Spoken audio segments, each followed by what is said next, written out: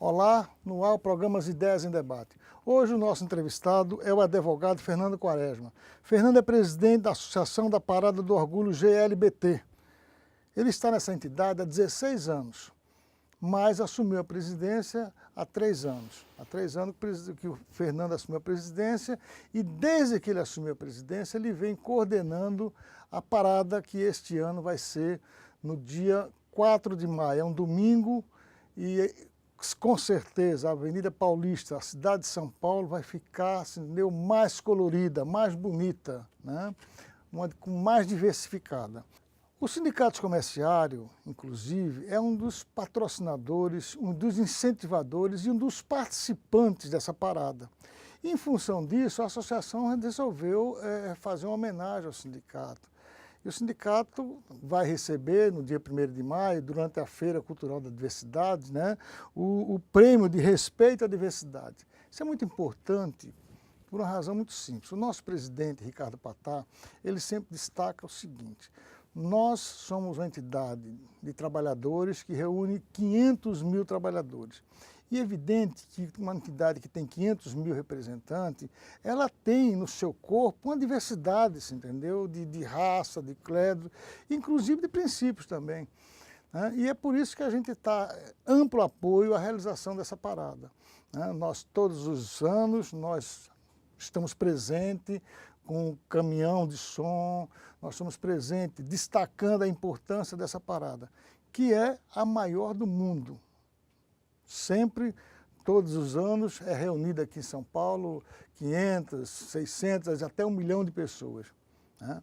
E eu estou aqui com o Fernando vai falar sobre realmente essa parada, que ela não é só importante, né, para essa diversidade, ela é importante para a economia, ela é importante para o turismo, porque vem muita gente de fora, os hotéis, o comércio, a mobilização na cidade é muito grande. Fernando, me conta um pouco aí sobre a existência dessa parada. Então, eu agradeço o convite do sindicato, estar aqui com vocês de novo, falando da nossa parada. Só fazendo uma correção nos números, hoje a parada traz 4 milhões de pessoas para a Avenida Paulista.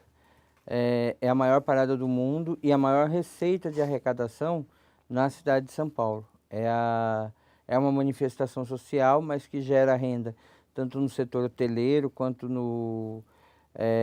nas diversões, na alimentação, passagens aéreas, enfim. Tudo traz uma receita grande para São Paulo.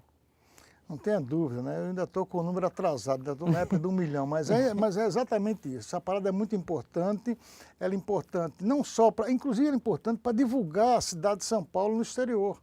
Se fala muito aqui no exterior sobre a parada que é realizada em São Paulo. Inclusive, vem pessoas de fora do país também participar, não é, Fernando? Sim, sim. Existe um estudo no Observatório de Turismo que detalha todos esses números de pessoas que vêm de dentro do Brasil, as pessoas que vêm de fora do país para participar conosco.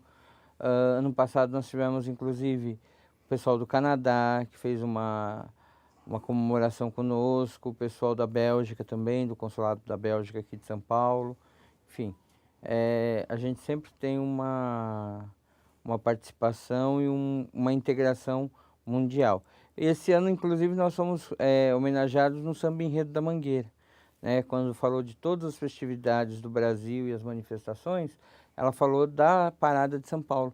São Paulo foi homenageado no samba através da parada. Ô, Fernando, a parada de São Paulo, ela está entrando na maioridade, tá? Como esse ano faz 18 anos da primeira parada que aconteceu em São Paulo. Nesse período houve um crescimento muito grande, né? Mas vocês tiveram algumas dificuldades no começo, como dificuldade que eu digo assim, não dificuldade econômica, a gente sabe que todo ano vocês têm para poder colocar a parada na rua, mas eu falo de dificuldade de aceitação. Sim, a parada começou inclusive como sempre é um protesto, mas era muito maior, nós vivíamos uma invisibilidade. Hoje, nós conseguimos vários avanços em legislação, em reconhecimentos, em debate social, inclusive em novelas, enfim, que foram alcançados com o avanço do movimento social batendo e lutando contra essa desigualdade. Você falou que nós vivemos, né, aí num processo de invisibilidade. Você fala nós, o que? A sociedade GLBT, que vive num processo de invisibilidade, ou hoje a sociedade como um todo já tem uma aceitação maior? A comunidade LGBT vivia na invisibilidade. Existiam guetos, onde existia a convivência social dos LGBTs, mas não eram aceitos na sociedade. Inclusive a homoafetividade, que se diz tanto, não era aceita, não podia ser demonstrada publicamente. Quando se demonstrava, inclusive, tinham agressões policiais. Hoje em dia, a gente tem um amparo, inclusive, da Polícia Militar, da Guarda Civil Metropolitana e da Polícia Civil para amparar os nossos direitos e para amparar a nossa manifestação. Então, são avanços e evoluções que a gente consegue. Claro que é trabalho de formiguinha. Se você for pensar em 18 anos, que começou esse movimento, e antes disso, outras manifestações e outros grupos, já tivemos aqui em São Paulo o Grupo Somos, enfim. Tudo isso mostra que não existe nada que acontece de um dia para o outro. A evolução vem gradativa, mas é bom quando a gente consegue alcançar esses objetivos e ver a evolução da discussão social. Você falou que hoje, né, o grupo já tem a parada, já tem apoio, já tem proteção policial. Mas no dia a dia, a comunidade GLBT tem apoio, tem proteção policial? Tem a proteção, bom, isso é muito complexo de se falar, na verdade, porque assim, a polícia, ela é composta de seres humanos. E aí você tem que pensar na educação e nos limites que esse ser humano tem, né? Claro que se você pegar uma pessoa menos esclarecida, ou um religioso fundamentalista, ou enfim, uma pessoa que não respeite o outro, ele não vai ter problema só com a comunidade LGBT, ele vai ter problema com negros, ele vai ter problema com mulheres, principalmente, enfim. Mas, com certeza, as políticas públicas estão evoluindo. Eu estive esses dias num curso de formação dos capitães da Polícia Militar para falar de diversidade sexual. Então, isso tudo é trazido à tona. Nós não, como eu falei no começo, como eu falei antes, desculpa, nós saímos da questão da invisibilidade para entrarmos numa discussão social, para mostrarmos que estamos reivindicando. Somos iguais, em deveres, pagamos nossos impostos, contribuímos com a sociedade e queremos ser iguais também nos direitos. Hoje essa questão iguais no direito é uma questão muito importante e fundamental, né, Fernando? Vários países no mundo, né, já estão adotando, né, e aceitando o casamento, né, o casamento oficial para a comunidade GLBT. Né? Isso foi uma conquista também, Fernando, porque me parece, eu não tenho certeza, queria que você me corrigisse se eu estiver errado, a primeira cidade, né, foi a cidade de São Francisco, nos Estados Unidos, onde foi efetivado o casamento, né, GLBT. Né? Eu acho que depois disso, outras cidades no mundo e alguns países já adotaram como lei, você entendeu, a possibilidade desse casamento. Isso é um avanço ou é um reconhecimento do direito, você entendeu, do ser humano se relacionar com quem ele achar melhor? Sim, nós tivemos evolução com certeza nos direitos. O direito ao casamento é um deles, a união civil. A Associação da Parada, inclusive, tem um papel histórico, porque nós tivemos o livro das uniões estáveis, que era realizado lá na associação, quando os cartórios não aceitavam registrar, e não podia ser registrado em cartório, mas era um meio de prova mais para as pessoas que tinham uma relação estável. É uma igualdade de direito, não quer dizer que todos os LGBTs vão querer casar nesse momento porque foi aprovado. Mas os que querem têm o direito. Como existe o casamento na sociedade, no meio heterossexual, e muita gente opta por morar junto, viver junto e não assinar um documento. Mas não pode ser subtraído o direito. Então, se a pessoa quiser casar, ela pode casar. Se a pessoa não quiser casar, ela não... Mas a lei não pode proibir que essas relações sejam legalizadas em cartório, enfim. Bom, no Brasil não há esse tipo de problema atualmente, né, Fernando? Mas você acha que, por exemplo, ainda existe resistência da sociedade nessa aceitação? Sim, com certeza ainda existe. E muita. Os dados da violência que aumenta prova isso. E você, o que é que você acha que é possível fazer para que mude-se esse quadro? Bom, a mudança desse quadro existe dois aspectos fundamentais. Primeiro, investir mais, né, numa educação igualitária, que traga à tona não só a discussão LGBT, mas a questão do negro, a questão da mulher, que isso seja discutido e seja criado nas novas gerações um conceito de igualdade, né? Que a minha geração, por exemplo, não teve. E, além disso, nós tenhamos uma lei rígida que puna os requintes de crueldade dos crimes de ódio em relação à diversidade sexual. E isso não é um privilégio, nós não estamos buscando um privilégio, nem uma lei desigual, nós estamos buscando coisas que já existem na sociedade. As mulheres têm uma lei, a Lei Maria da Penha, os negros têm a Lei Afonso Arinos, e é isso que nós queremos, uma lei que combata os requintes de crueldade dos crimes. Existe no Código Penal homicídio, existe lesão corporal? Existe. Mas existem outras tipificações que devem aumentar essa pena, né? Porque a gente sempre vê os quadros dos crimes de ódio serem amputados as genitálias da pessoa que foi violentada, quebrar todo o rosto, deformar todo o rosto. Esses dias teve um esquartejamento de um homem que estava vestido colocaram um vestido e esquartejaram, estava um pedaço de cada canto. Então, tem casos assim que mostram esse requinte de crueldade, porque a pessoa não sai na rua e esquarteja alguém sem ter planejado, né? Ela já planejou, já devia ter esse ódio, enfim, e veio à tona. E essas coisas a gente não pode concordar. Fernando, vamos fazer um rápido intervalo e nós vamos voltar para você abordar mais essa questão da violência e esse absurdo que você está contando aqui, de esquartejar uma pessoa. Isso é uma questão, assim, me parece que não é nem mais de preconceito, é de insanidade. Mas nós vamos voltar daqui a pouco a tocar nesse assunto. Voltamos já.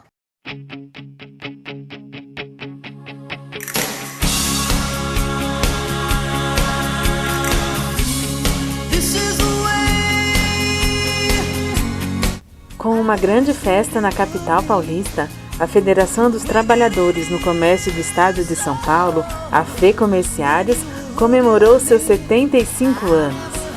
O presidente da União Geral dos Trabalhadores e do Sindicato dos Comerciários de São Paulo, Ricardo Patá, e o governador do estado, Geraldo Alckmin, prestigiaram o evento. O Sindicato dos Comerciários de São Paulo foi homenageado como o maior sindicato filiado à federação. Luiz Carlos Mota foi reconduzido à presidência da entidade.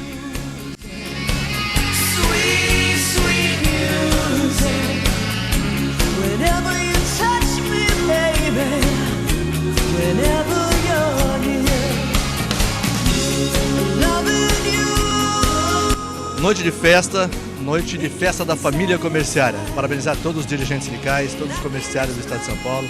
Estamos aqui para comemorar 75 anos da nossa federação, onde une os 68 sindicatos filiados. E também para a posse da nova diretoria. Então acho que é um momento muito importante da categoria comerciária, onde essa nova diretoria tem projetos para os próximos anos. Logicamente que esses projetos é valorizar cada vez mais a categoria comerciária, trazendo benefícios, trazendo poder de compra para os comerciários de São Paulo. Isso nas convenções coletivas, cada vez mais nós vamos trabalhar para que a gente possa conseguir aumento real. Eu acho que esse é o compromisso de nós, como dirigentes sindicais, para a categoria comerciária do estado de São Paulo.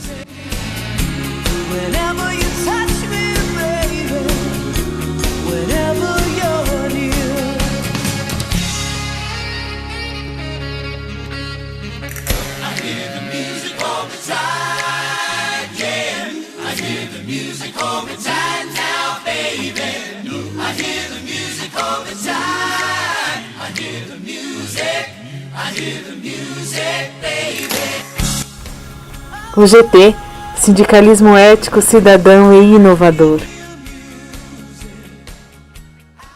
Estamos de volta com o programa Ideias em Debate. Nosso entrevistado é o advogado Fernando Quaresma. Fernando é presidente da Associação da Parada do Orgulho GLBT. a parada, né, popularmente conhecida como Parada Gay, que vai acontecer aqui esse ano em São Paulo, no dia 4 de maio, na Avenida Paulista. Eu aqui estou corrigindo, já corrigi a primeira vez, o número de participantes, o Fernando me disse que já chegou a 4 milhões de pessoas. Não são só paulistas, são brasileiros, são canadenses, são americanos, portugueses, pessoal aqui da América Latina. E isso é uma grande movimentação econômica para a cidade de São Paulo. Ela traz recursos para a rede hoteleira, traz recursos para as companhias aéreas, para o comércio em geral como um todo. Aliás, o comércio aqui em São Paulo, a 25 de março, ele se reformula nesse momento para atender esses novos visitantes que vêm aqui, né? Mas nós vamos tratar de um assunto muito sério que o Fernando estava falando aqui, que é a violência, né? Ele destacou que a comunidade negra tem a Lei Afonso Arino que protege contra a discriminação, né? A mulher hoje, né, contra a violência, tem a Lei Maria da Penha, que também protege contra a violência odiosa contra a mulher, né? E a comunidade GLBT, né, não, nas palavras do Fernando, não quer privilégio, mas gostaria sim, né, que houvesse uma legislação que punisse severamente, né, a discriminação, o ódio, a violência e uma coisa assim absurda, como o Fernando falou, até chegar ao ponto de esquartejamento, além da morte, esquartejamento. Fernando, o que significa para vocês uma legislação que proteja contra esses atos absurdos? Então, significa uma penalização mais rígida nos crimes de ódio, né? E esses dados que a gente tem, hoje no Brasil, nós temos um trabalho que o Grupo Gay da Bahia faz há muitos anos, através do Luiz Motti, de catalogar os números de crimes e as condições que esses crimes acontecem. Mas isso é um número que a gente tem, hoje aqui em São Paulo também o DECRAD faz esse trabalho, mas é um número que a gente tem dos casos que chegam ao conhecimento, porque muitos sofrem violência e a família esconde porque não quer assumir que tem um LGBT na família, ou às vezes a pessoa mesmo tem problema em aceitar a sua orientação sexual, né, e a sua identidade de gênero e acaba omitindo dentro da sociedade que vive. Então, muitas coisas que acontecem, a gente não tem esse apanhado real do que acontece, mas é muita violência. E isso não pode acontecer, a gente não pode aceitar que os indivíduos, principalmente porque na nossa Constituição Federal, diz no artigo 5º que todos são iguais perante a lei. Então, se existe essa igualdade prevista em Constituição, essa igualdade deve ser guarnecida para todos os cidadãos de uma forma igualitária. E você acha que o artigo 5º, no caso específico, né, do LGBT, ele não é respeitado, é desrespeitado? E você falou em números, né, mesmo que não sejam números reais. A violência contra essa comunidade, ela está crescendo, ela estacionou? Como é que está, né, hoje, mesmo com esses números que não sejam números reais, como é que você detecta essa questão? Então, primeiro, esse conceito de igualdade, a gente tem que pensar que a Constituição que está em vigor ela é de 1988, não é uma Constituição tão velha. E é uma Constituição que não foi respeitada até muito pouco tempo atrás, porque essa igualdade não existia. Para a comunidade LGBT, essa igualdade não era contemplada. O artigo 5 não era aplicado como deve ser? Como deve ser para a comunidade LGBT, com certeza não, porque nós não tínhamos o direito de casar, não tínhamos o direito de declarar imposto de renda em conjunto, não tínhamos direito de adoção, que hoje em dia já é um direito também que a comunidade tem alcançado, colocar o parceiro como dependente no plano de saúde, nos benefícios que dão em determinados segmentos, ou nas empresas, a questão da adoção, por exemplo, colocar o nome dos dois significa igualar também essa criança, porque se uma criança é adotada por um casal heterossexual, ela entra como dependente em duas empresas. Se ela é adotada por um homossexual, não podia colocar o nome dos dois, logo ela ficava desguarnecida, não tinha direito à pensão por morte do outro pai ou da outra mãe, não tinha direito a usar clube, colônia de férias, enfim, todas essas questões. Essas questões que você está abordando, existem dois aspectos, né? Existe um que é de responsabilidade do Estado, Por exemplo, a responsabilidade do Estado é proteger com a pensão, caso de morte, coisa desse tipo. A questão, por exemplo, de aceitar dependência em plano de saúde é uma questão privada da empresa. Mas você acha que esse bloqueio já está sendo gradativamente furado, gradativamente está sendo mudado? Existe um conceito de mudança nesse aspecto? Sim, sim, a gente consegue avanços, planos de saúde, enfim. E esse ano, inclusive, o Sindicato dos Comerciais está sendo contemplado com um prêmio, que você disse no começo, justamente por isso, por estar incluindo o parceiro do mesmo sexo, enfim, companheiro LGBT, nos benefícios que existiam para os parceiros heterossexuais. Então, é essa igualdade que a gente busca, essa quebra de preconceito, essa abertura para a discussão e para a busca da igualdade. A gente sabe o seguinte, né, Fernando, né?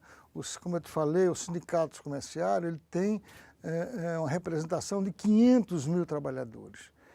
E você, quando representa 500 mil trabalhadores, você representa a diversidade entre essas pessoas. Sim. Né? Você representa a diversidade dessas pessoas. E ao representar a diversidade dessas pessoas, você tem que buscar fazer com que seja aplicada, de acordo com manda a lei, o artigo 5º da Constituição. Sim. É os respeitos, entendeu? A gente... o sindicato e o presidente Ricardo Patá agradecem muito essa premiação que está recebendo, mas o sindicato nada mais fez do que respeitar a diversidade e respeitar o que prega o artigo 5º da Constituição. Agora eu queria voltar à questão dos números da violência.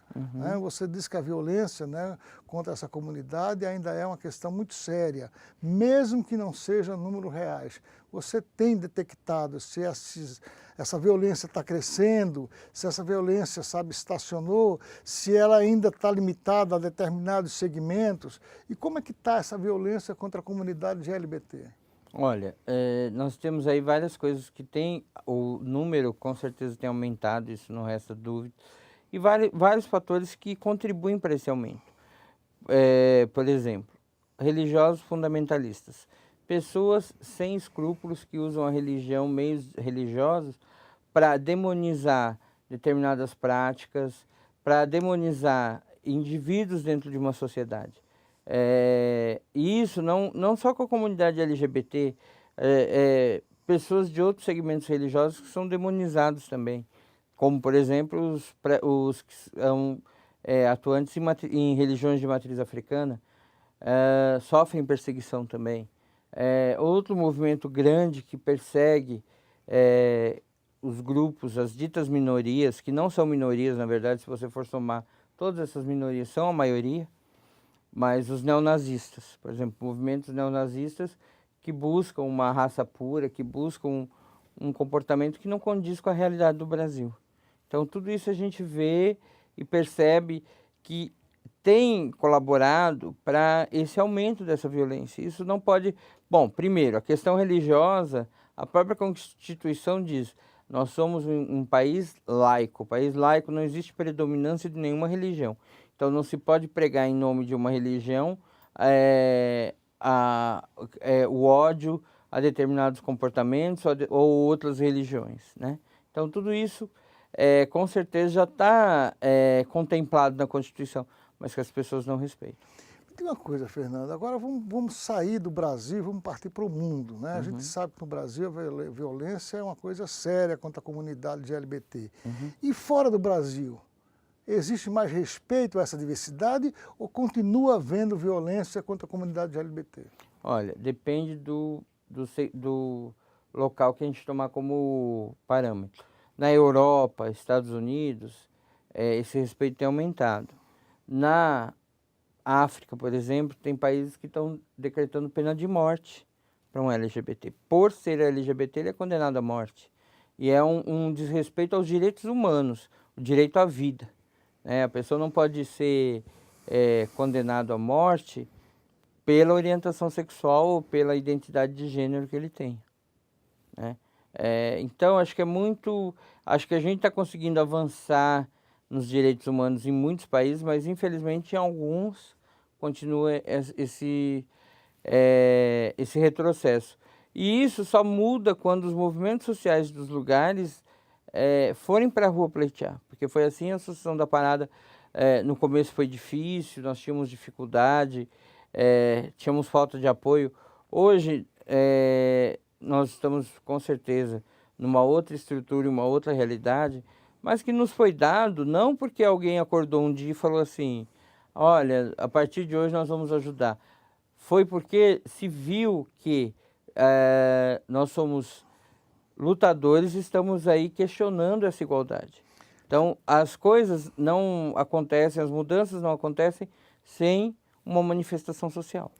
Fernando, nosso tempo está chegando ao final, mas eu queria que você me falasse aqui rapidamente o seguinte. Você me falou que no começo a parada era uma forma de protesto. Ainda é uma forma de protesto? Sim, a parada é uma manifestação social. Ela vai continuar sendo. Esse é o objetivo. Um dos objetivos fundamentais da parada é dar visibilidade ao movimento LGBT. Hoje nós cumprimos esse papel honrosamente, não só dando visibilidade ao movimento LGBT de São Paulo, mas do Brasil todo e do mundo todo, por ser a maior parada do mundo. Muito obrigado pela sua entrevista, muito obrigado pelas suas explicações. E aí, gente, o convite que deixa aqui o Fernando para que todos vão à parada LGBT que acontece em São Paulo no domingo 4 de maio. Eu agradeço a sua audiência e até o próximo programa.